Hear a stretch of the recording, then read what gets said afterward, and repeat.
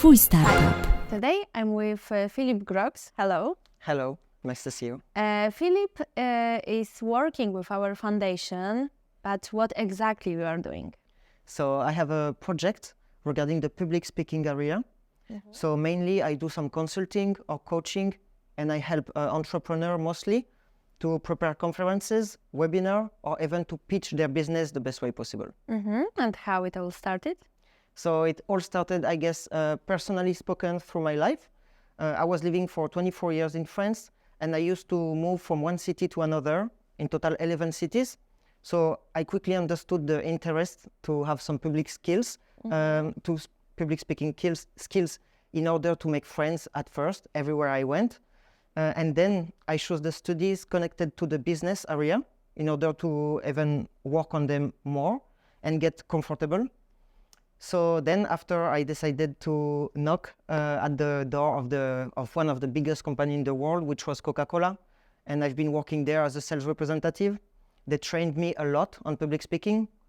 So once I got enough confidence, I had one missing tool. It was the English language. So I wanted to learn English, but in France it was quite complicated. And as I fell in love a few years ago. And why was it complicated? Because we cannot use it on daily basis, as not that many people speak English. Like here, everyone speaks English almost, especially in our age. So it was much more easy. And as I loved to be here, I decided, okay, I will learn English, and then I will come here to use it, to be in a city that I love the most.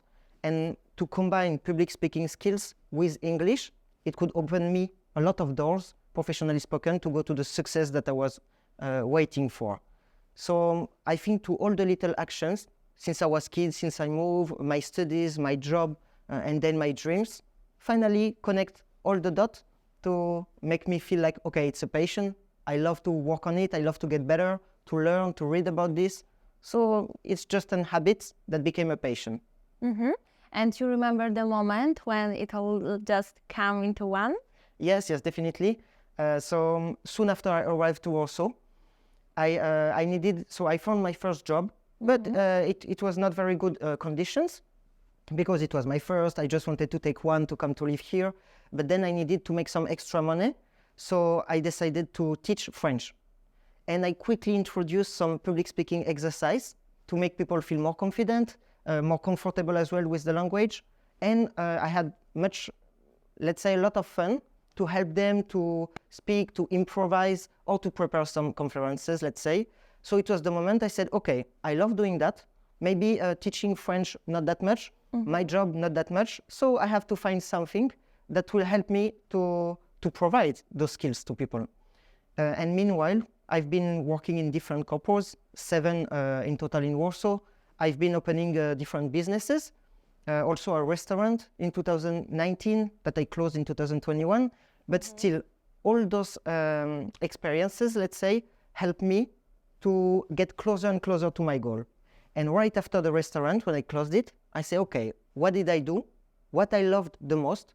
And it was everything connected to public speaking. Even in the restaurant, when I was welcoming people, when I went to the conference to speak about my restaurant, to explain the concept, or to explain the concept to the people that directly came to the restaurant, I loved that to see my progression, let's say. So then I worked on something that's called Ikigai. It's like a Japanese tool that helps you to find exactly what you can do, connected to your passion, so what you love, what you can be paid for, and everything.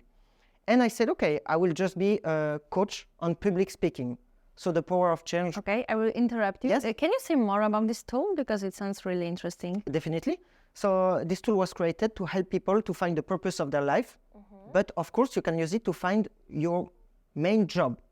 It's connected, as I said, to few things. The one that I remember, it's what you love, what you can be paid for, what people need. And there is another one.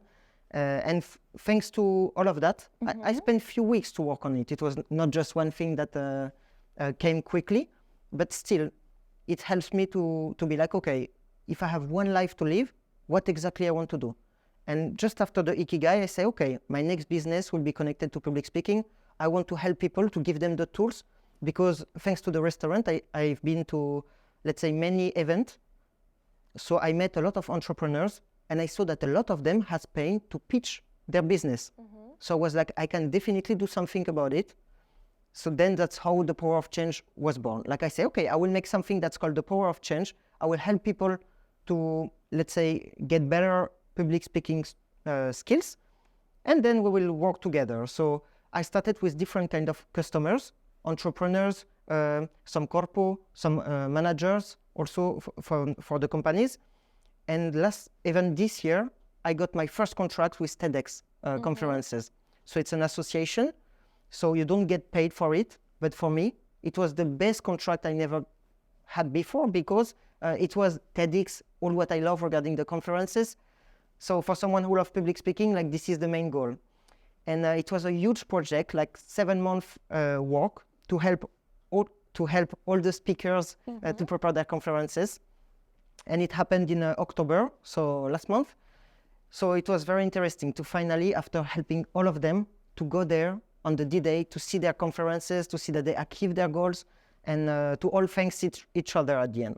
But this step really helped me now to have different kind of contract. So I was also, let's say, helping to prepare the conferences of one teacher in the university, in this TEDx. And this teacher now offered me a contract at his university to teach his student on public speaking skills. So it's good to make a connection. Definitely. So it was for me the best opportunity to make connections, to go further. Even now, you know, when I do some prospection to find some new customers, it's much more easy to show the background. Look what I've done. I've been on this TEDx. Look the recommendation I've got to these people, because then that was the goal. Like I helped them. At the end, they gave me some recommendation, like how it was and so on. So now I guess it will help me. It opened me again another door for my future career in this public speaking area. Okay, now it sounds really amazing. Like, congratulations. Thank you so much. But how was the beginning? It was difficult? Yes, definitely. The beginning was not easy because I didn't know exactly who to help and for what. Let's say it took 1.5 years before finding exactly what I want to do, meaning helping people to prepare conferences or webinar or pitch their business. Before, I struggled a lot because I didn't have the competence in marketing first. On social media, I didn't know anything. It was something new to me. And I did a lot of mistakes connected to this. So I joined many training online, and I received all the tools needed, but I didn't know how to apply them. So at the end, I went to see some coach that could help me to go through social media. And let's say after a year, I saw that, okay, it's not the thing that I'm the best into it, but I can create a team. So I went into some event with entrepreneur. I met some different people. Some of them could help me in their interest as well. So I started to make a little team and to get better on social media, to get some views, and then it helped me as well to get some customers, to show them, okay, look at my page, look at what I do, and so on. But today, for example, is not something that I want to use, except LinkedIn, because then it's professional. So I guess the biggest struggle that I faced at the beginning was that I looked at the wrong customer. I wanted people, for example, from Instagram, from Facebook, everything what I've seen when I started my company, like, okay, how can I do? Finally, the best way to do, it's what inspires you the most, I think. So I see that I didn't feel that much comfortable on Instagram. What makes me feel alive is to meet people, to sign some real contract, to see some long-term goal, not just to pick up some customer from Instagram for one-shot stuff. Is not what makes me feel good.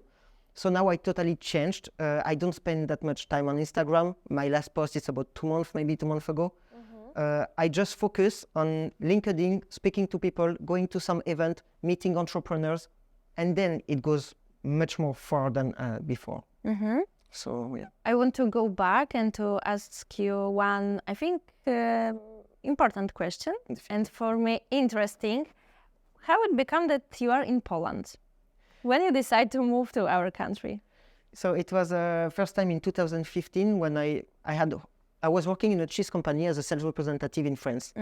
And I've seen that Poland was the first country where we exported this cheese. So I've been curious and I've been asking my boss. We had a talk about Poland, how Poland was growing a lot, how this country is developed. I didn't know anything about Poland. So he sold me pretty good, let's say. And he told me that I can maybe go there. he really highly recommended me Warsaw at first. So I convinced one of my cousins, and I say, okay, let's go to Poland for 2 weeks. We will see how it is and what opportunities are there. And thanks to one meeting, one person that I met here when we arrived, he was also speaking French. At that time, I didn't speak English, so it was very useful. He showed us Warsaw from day, night, every phases. And he spoke to us a lot about Poland and the future of Poland. And I saw that it was many things to do regarding investment. And I say, okay, so it looks for me much better than the life I had in France. Just sales representative person that I was. I wanted something bigger. And what seduced me the most is that, okay, I felt very comfortable because it feels very safe here. It feels that the business can be everywhere, a lot of opportunities, and that people didn't judge by your studies, but by your motivation. For me, this is the most important point. And in Warsaw, it's what I feel today, that everything can be possible if you want it. So as also people spoke English, I was like, okay, I just dream to be in such a city with this business atmosphere where everything looks possible. At the same time, it feels so safe. You can really build your life slowly, and you can also speak English. So I was like, okay, let's try something. So at every holidays, I came back. And after, 2 years later, when I was working in Coca-Cola company, still in France, I wanted to grow. And my boss told me, no, you need at least 4 or 5 years before growing in our company. And I said, okay, I don't want to wait. I was 24 years old. I said, I don't want to wait 30 almost to move, to do something bigger. So I said, maybe it's time to quit France, my job, everything, and to start my new life in Poland. So I went to see an English teacher. I wanted just the minimum, at least the basics, to be able to have some interviews and find a job. And I got an online interview. I got my first job. And that's why it was for me the step to quit everything, to come here and start my new life. That was a little bit risky, I guess. That was. Now when I look at it, I would never do it again, I think. Okay. But when I was 24, it was different. And I was really hungry for something different. I couldn't just tend to wake up to be the sales guys, to imagine in 10 years, I will just be maybe a better sales guys, but I wanted something way bigger than this, a real story, some adventures. I prefer, today, to not know when I will be in 5 years, which, for me, it would be the most scary things in the world. If you tell me, no, in 5 years you will be there, you will be doing that. I don't want this. I want to live like I do now, with a lot of opportunities, growing step by step, and then not know. Let the surprise text me, let the opportunities text me as well. And here I have this almost every day. So that's why I stay here as well. It's really good for you. And I think we can come back to public speaking. And can you give us some tips? What's the best way to speak in public, in what situations? Maybe we can take an example to talk about the specific situation. Definitely. So let's speak about 2 situations to make it maybe easy. The situation is that, for example, a conference, when you have public speaking in front of a few people, then the best is, of course, to prepare. For me, this is the best recommendation I give, really prepare it very well. If you prepare it well, it's 80% of your success on this day. The rest is something that you cannot control, or just your emotion that you still can control, but you cannot know how you will feel at that day. So preparation of the text, it's for me the most important. Also to train, whatever the situation will be, if it will be improvised or not on public speaking, more you will train yourself at home, and better it will be. And which connect me maybe to the third tips, to be curious about it. So to watch. Today we have access to a lot of social medias, for example, YouTube, a lot of platforms that can help us to get some skills or just to watch at them. Because if you start to watch some conferences, some people speaking in public, then you can take from all of them what impressed you the most, and to make it your way, to still be natural, to transform it into something that inspires you the most.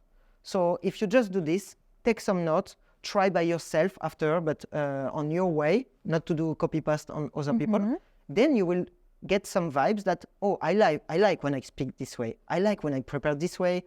And then you can add some stuff inside, some examples, some fact, some jokes, whatever, who you are, what's your behavior, what's your mood.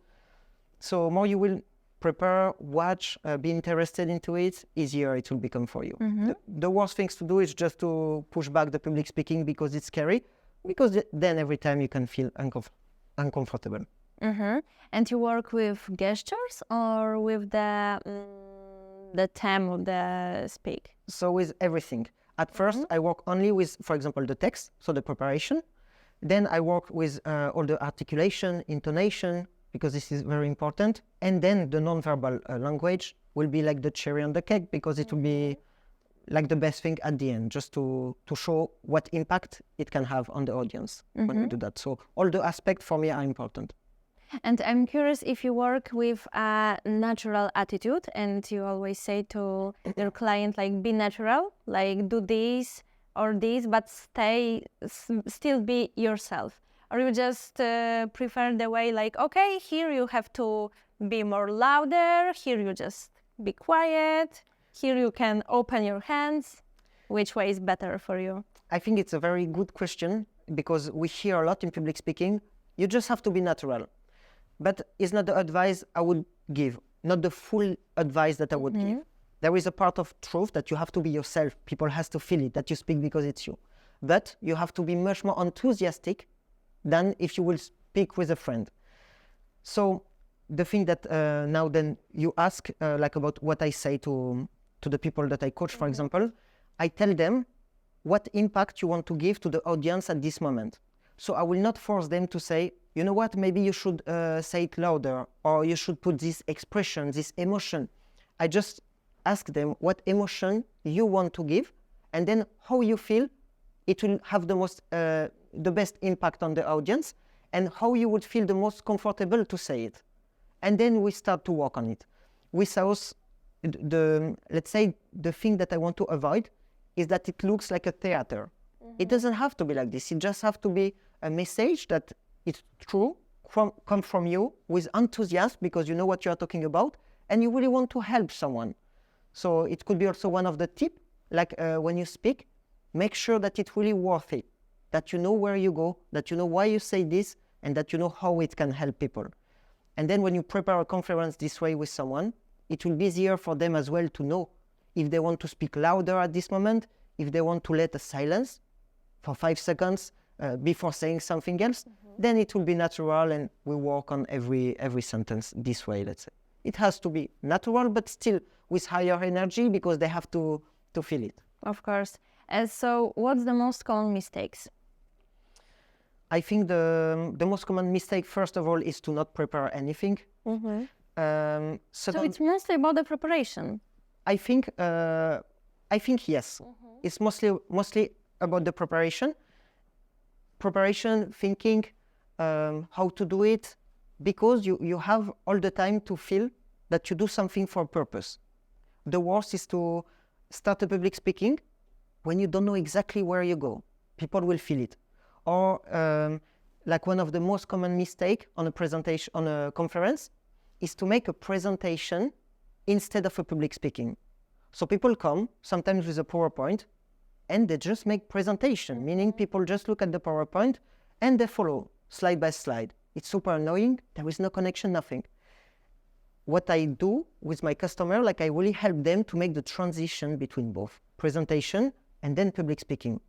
In public speaking, they will start to ask questions to the audience. They will connect with them. They will involve them. And then at this moment, it will be interesting for everyone.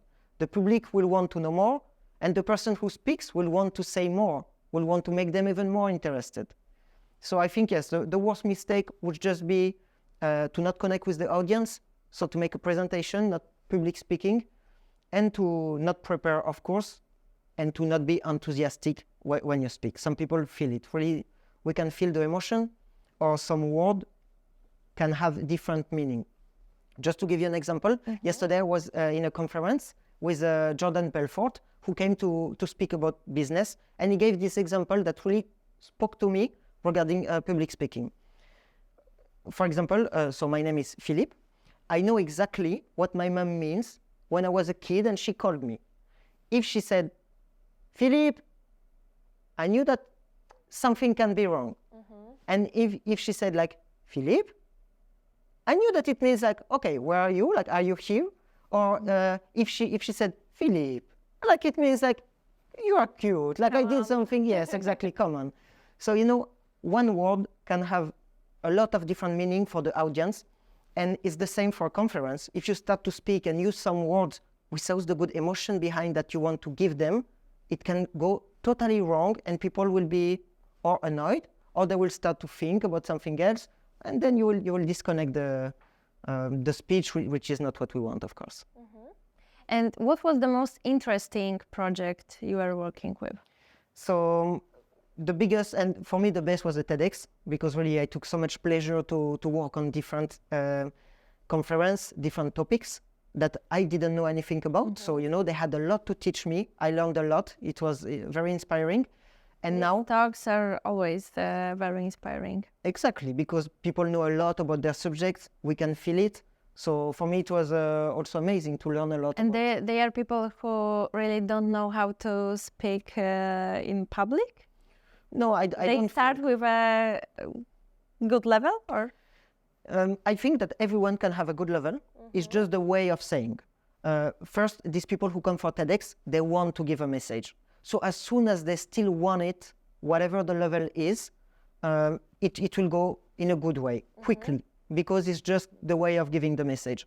Of course, they all come from different level. Some of them were students, some of them were teacher for 20 years, some of them were like 60 years old because they just wanted to give a message. They work in association, and they already give conference in front of thousands of people. So it really depends on the level. For me, I never met, at least, people who came like with nothing. Because when they come, when I work with them, they always want. So as soon as the want is here, like, okay, it can work. Everyone has it. You know, when you speak with your friend, when you recommend them a movie, then you are in public speaking. Then you find some argument. Then it comes. Try to convince someone. Yes, exactly. So I think the persuasion power that we develop with our age to find a job, to recommend something, then we can use it also on public speaking much easier than we think. So some people are scared of it, but finally they use it on a daily basis. When they speak, when they explain a story about what happened this weekend with their husband, when they speak with their colleagues, then it's a public speaking stuff. But they just don't know it. So everyone has a good level, I think. They just need to use it with their strength. So who's the most difficult client? You had some? But it has nothing to do with public speaking. The most difficult clients is, for example, the manager who is very busy, that you can give them all the tools, but they think that, okay, I don't have time for this. They want something quick without training. And that's why I said that for me, it's also the key. You need to train.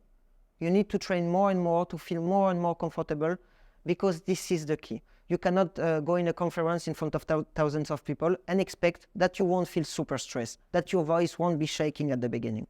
But if you start with 5 people, then of course you can go step by step. And of course with 1,000 people, then it will be just the next step. You will speak with a smile on your face.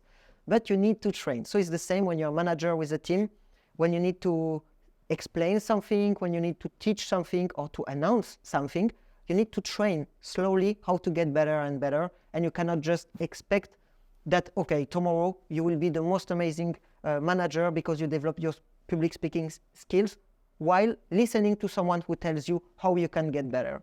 So you have to train. The most difficult clients is the one that doesn't want to train that much, but just hope that suddenly they will be good. And is it possible to be good at public speaking when the topic of our speech it's not very interesting for us? I think yes. I think but it's kind of acting. No, it depends how you do it. I act if I speak about something I don't know, and I give you some emotion and so on, because I don't know what I'm talking about. Then it's acting. But I think that's the magic of public speaking, that everything can be interesting. I can speak about this chair to make it super interesting, even to bring it interestingly. Some people on the TEDx were speaking about some tools that were built before. And she started her conference while asking the audience, do you know what is the oldest object in this room? You have any idea what it could be? So people start to be wondering, they look, and then she brings it like this. You just sit on it. This is the chair. And then suddenly she opened her talk this way, and people realized that, okay, this is the oldest object that was built. So, and she was talking about a chair, but finally even this became interesting the way she bring it. But even to speak about, we could speak about a chair, for example, it can be interesting the way you bring it, if you give the detail that people want to hear. So I think everything can be interesting, but as soon as you don't invent or try to give emotion that you have no idea about how it feels, then you go into the acting things. So you have to be well prepared, to be quite, I think, interested in this, what you're saying. If not, just be creative. Exactly. Right? Just be creative, enthusiastic as well, and then everything can work, I think. As soon as you speak truly, we can be interested about a lot of things. If I know that right now you know everything about the chair, of course I would be curious, and I would really ask you some questions that I'm curious about. So then it would become an interesting talk. But if we both know right now that we don't know that much about the chair, then the atmosphere will be a little awkward. We will try to find some questions, but we know that it goes nowhere. So yeah, everything can be interesting if we want to, and if we know where we go once again. And thank you for the tips and for the meeting. You're welcome. Thank you so much. Twój startup.